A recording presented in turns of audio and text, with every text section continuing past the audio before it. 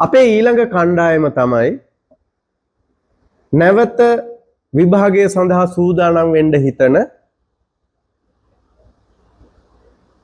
අපේ දරුවෝ ටික. ඇත්තටම පුතේ ඔබ තමයි නියමම කණ්ඩායම. ඇයි? අපි අවුරුදු 13ක් පාසල් අධ්‍යාපනය හදාරලා අපේ ගොඩක් දෙනෙක්ගේ අරමුණ තමයි විශ්වවිද්‍යාල ප්‍රවේශය. ඒක සමහර වෙලාවට ඔබට පොඩි දශමයකින් තමයි මිස් වෙලා ඇත්තේ. ඔබ නැවත දරන චූටි උත්සාහයෙන් ඔබ ලොකු පියවරක් ඉදිරියට තබමින් විශ්වවිද්‍යාලයේ ප්‍රවේශ වෙන්න ඔබට පුළුවන්. ඒ සඳහා සූදානම් වෙන්න ඕන විදිහ අපි ඔබට පොඩි පැහැදිලි කිරීමක් කරන්න තමයි උත්සාහ කරන්නේ. ඔබේ වසර දෙකක් තුල ඔබ ඉගෙනගත්ත විෂය ධාරාව අපි පුතේ ප්‍රධාන වශයෙන් කාණ්ඩ 3කට වෙන් කරා. පළවෙනි කොටස තමයි මේ අවුරුදු දෙක තුල ඉගෙන ගන්නකොට ඔබ හොඳටම තේරුම් ගත්ත විෂය පතය. ඒ විෂයන් වලට අදාළව සමහර කොටස් තියෙනවා අපිට හොඳටම ෂුවර්. ඒ පළවෙනි කොටස. දෙවෙනි කොටස හැටියට දරුවෝ මම ඔබට කියන්නේ ඔබ ටිකක් දන්න කොටස. එක කොටසක් තේරිලා තියෙනවා. තව පොඩි තැන් ටිකක් තියෙනවා පැහැදිලි කරගන්න තියෙනවා. ටිකක් දන්න කොටස. තුන්වෙනි කොටස තමයි මේ වසර දෙක තුල ඔබේ විෂය මාලාව ඇතුලේ තිබෙන තාම ඔබට හරියට තේරුම් ගන්න බැරි විච්ච කොටස. අපි නිකන් දන්නේ නැති කොටස. එතකොට ඔබ මෙන්න මේ විදිහට ඔබේ විෂය මාලාව ප්‍රධාන වශයෙන් කාණ්ඩ 3කට වෙන් කර ගන්න ඕන. කොතනින් කොහොම ප්‍රශ්නයක් ඇහුවත් උත්තර දෙන්න පුළුවන් කොටසක් තියෙනවා ඔබට. ඔබේ විෂය ධාරාව තුල. තව කොටසක් තියෙනවා පොඩක් ගලපලා උත්තරයක් දී ගන්න පුළුවන්. තව කොටසක් තියෙනවා ඒ ටික කිසි ලෙසකින්වත් ඔබට උත්තරයක් ගලප ගන්න බෑ. මේක තමයි මේ ප්‍රධාන කාණ්ඩ 3. මේ කොටස් 3ම ඔබට ඊළඟ විභාගයේදීත් අවශ්‍යයි. එතකොට තමයි ඔබට ඉහළ ලකුණකින් විශ්වවිද්‍යාලය සඳහා සුදුසුකම් ලබන්න පුළුවන් වෙන්නේ. අපි අර හොඳටම දන්න කොටස අතහැරලා දාලා බෑ. ටිකක් දන්න කොටස අතහැරලත් බෑ. අපේ දරුවෝ ගොඩක් අය අර දන්නේම නැති කොටස් ටික ඇතුලේ එල්ලිලා ගිහිල්ලා දෙවනි වරත් විභාගයේ අප්සෙට් කරගන්නවා. පුතේ ඔබ ඔබේ විභාග කාලය දැන් ඊළඟ විභාගයට ඔබට තියෙන කාලය ප්‍රධාන වශයෙන් කොටස් 6කට වෙන් කරගන්න. ප්‍රධාන වශයෙන් කොටස් 6කට වෙන් කරගන්න. ඒ 6න් සම්පූර්ණ එක කොටසක් ඔබ වෙන් කරන්න අර ඔබ හොඳටම දන්න කොටස ඒ විදිහටම පවත්වගෙන යන්න. එතකොට ඔබ ඒ සඳහා කළ යුතු කරුණු කිහිපයක් තියෙනවා.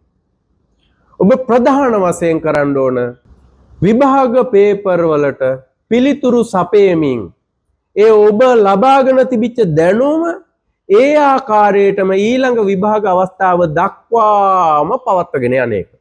දෙවෙනි කාරණාව තමයි ඔබ ටිකක් දන්න කොටස. ඒ කොටසට ඔබට කොහොම හරි උත්තරයක් හදාගන්න පුළුවන්. හැබැයි සම්පූර්ණ ලකුණ ගන්න අවශ්‍ය උත්තර ටික හදාගන්න ඔබේ අවශ්‍ය දැනුම එකතු කරගන්න ඕන. ඔබ අර වෙන් කරගත්ත 6න් සම්පූර්ණ කොටස් 3ක්. ඒ කියන්නේ ඔබේ ඉදිරි කාලයෙන් සම්පූර්ණ හරි අඩක් ඔබ වෙන් කරන්න ඒ ටිකක් දන්න කොටස සම්පූර්ණම දන්න ගොඩට එකතු කරගන්න.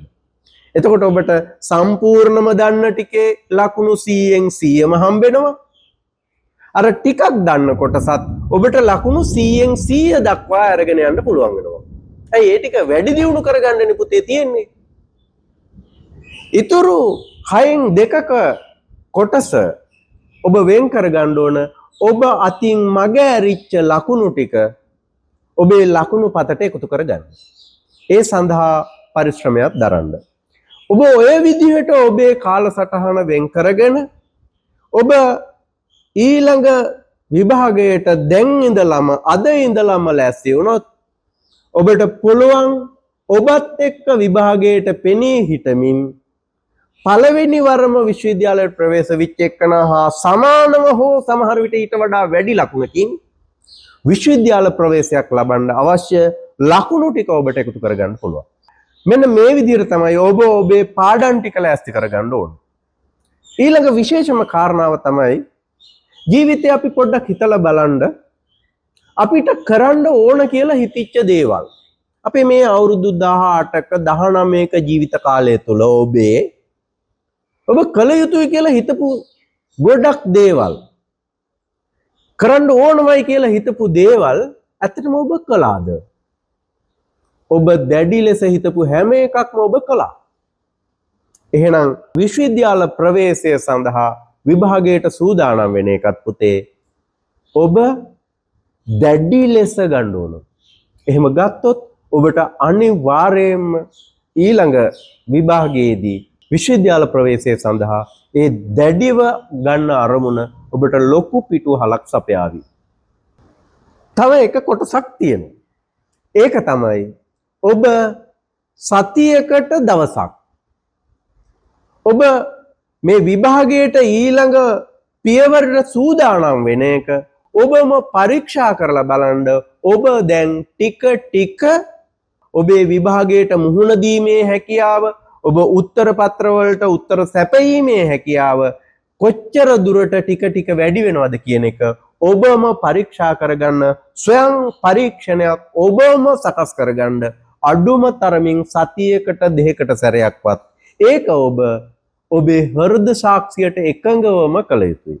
එතකොට විභාගයේ කිට්ටු වෙනකොට ඔබටම ගණනය කරගන්න පුළුවන් මෙවර විභාගයේදී මම මගේ මේ විෂයන් වලට මොන සාමාර්ථයන් අරගෙනද විශ්වවිද්‍යාල ප්‍රවේශය සඳහා සුදුසුකම් ලබන්න කියලා. තව විශේෂම කාරණාවක් තියෙනවා දරුවනේ ඔබට ඔබව අමතක වෙන. ඔබ විශ්වවිද්‍යාලයේ ප්‍රවේශය සඳහාම කැප වෙමින් අසාමාන්‍ය විදිහට මුලදි මහන්සි වෙනවා. සමහර විට නිින්දක් නැහැ. පුතේ ඔබ ඔබේ කාලසටහන හරියට කළමනාකරණය කරගන්න. ඒ තුල ඒ කාලසටහනට දීලා තියෙන කාලය ඇතුලේ ඔබ සැලසුම් කරපු වැඩ ටික හරියට පිළිවෙලට ඉවර කරගන්න. ඒ සියල්ල එහෙම කරන ගමන් පුතේ අනිවාර්යෙන් ඔබ හොඳට නිදිය ගන්න. එහෙම නැති වුණොත් ඔබ මේ මාස කිහිපය ඇතුලේ අසීමාන්විත විදිහට නිදි මරලා මහන්සි වෙලා වෙහෙස වෙලා සමහර විට දරුවෝ විභාගයේ ලං වෙනකොට ඔබ රෝගියෙක් වෙලා ඉඳීවි. එහෙම වෙන්නේ නැතුව ඔබ නිසි ලෙස කාලය කළමනාකරණය කරමින් ඔබේ නිින්දත් ශරීරයට අවශ්‍ය ප්‍රමාණයට දෙමින් විභාග ජයග්‍රහණය සඳහා සූදානම් වෙන්න.